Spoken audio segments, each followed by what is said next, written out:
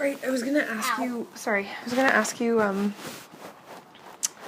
since now we're not walking through the museum, that sounded really cool, the thing you were seeing in the First Peoples exhibit on the CD-ROM, or not the CD-ROM, on the computer, about what was it? There are a couple of, like, reviving the languages and stuff. Reviving the languages? Yeah, like, trying to, like, apparently the newest generation is, like, wanting, to learn the language and stuff, and they're, like, trying to, like, from what I heard. Yeah.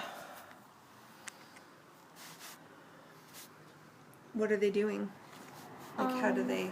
There are schools on there,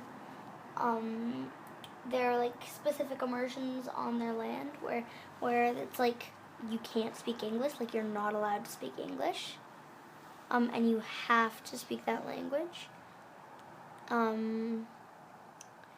There are camps, and they're, like, learning how to hunt, and, like, they're learning this. There's the camp.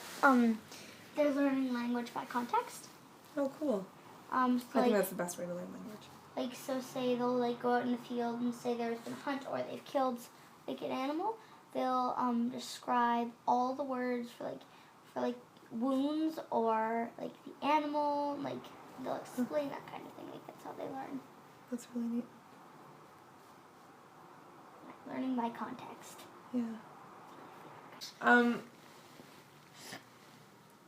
What are your, like,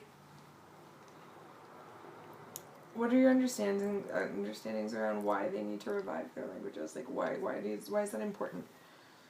Because they want to keep their culture alive, and they don't want to feel like, because I personally see happening, because I don't actually know if it's happened, over time, having it, like,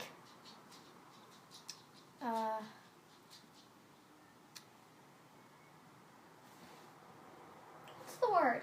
I know the word. What's the word? Can you describe it? Filed away. Like eroded? Yeah. Like, and becoming, like, not really existent, like, not having fluent speakers, not having people who speak the languages, not, like, being in that. Mm-hmm. Like, and so I feel like that's why they want to, like that they want to, revive their languages and their culture. Mm-hmm. Because, well, what's your understanding of why it needs to be revived in the first place? What happened? Well, we took it away from them. Like, colonization, separating kids. Like, why the hell? Like, whatever. Like, I'm not saying it was okay, but go ahead, like, colonize, do all that stuff. Why separate the people from their languages? You can claim it, that can happen, whatever. But... well, it doesn't feel like a whatever to me. It feels like... no, yeah, me neither. I'm just saying, like, why? What made them think that separating kids from their parents, unlike everyone else, would do anything? Because there are so many people that speak their languages. Well, because it attempts to take away their strength, right?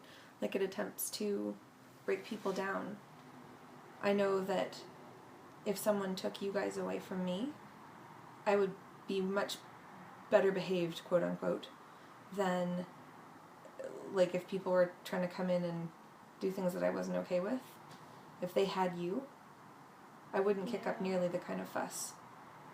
And, you know, when you divide people and you take away their life essence, when you take away their culture and their language and their families, they don't fight.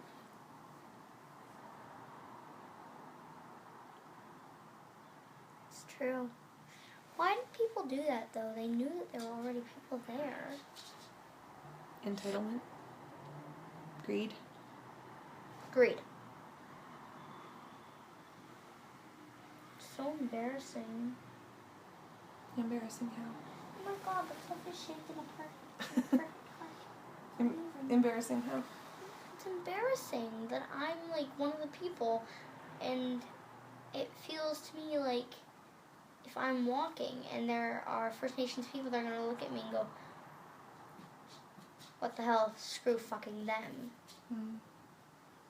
It's embarrassing to feel like that's the kind of thing that might be that's able to be looked at me in a way and actually have reasoning. Because you're European? Yeah. I'd rather have been born in England Mm-hmm. and not feel this shame. Yeah. Well, I think that, you know, it's a tricky thing because we were born here, right? Like this, as far as we know, as far as our hearts know, this is our home too, and we know the history, and it's much more complicated than that. And so I think that's why it's important, you know, it's like our responsibility to be loud about it and not be accepting of all the things that make that, I mean, the act of colonization continues, right? That's still happening.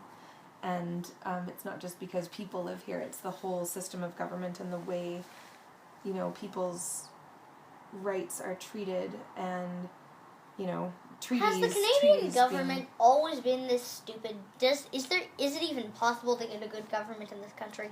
Well, it's not just okay. First, the trees, the First Nations. Okay, and now they are going to try to put in a pipeline. They are not paying teachers properly. What the hell is going on here? Yeah.